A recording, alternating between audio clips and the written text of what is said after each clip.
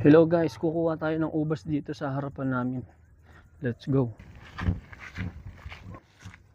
Medyo may mga yung iba bulok na.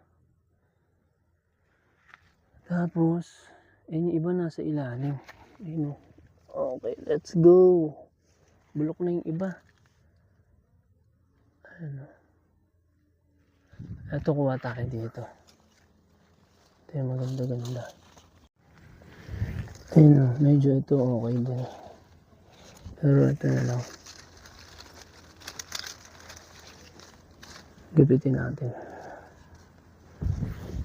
Pwede na kaya ito. Hindi lang. Ayun.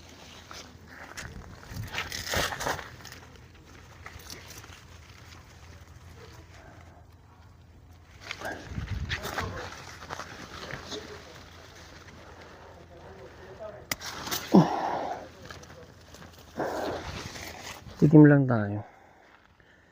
Let's go. Sarap siya, tamis.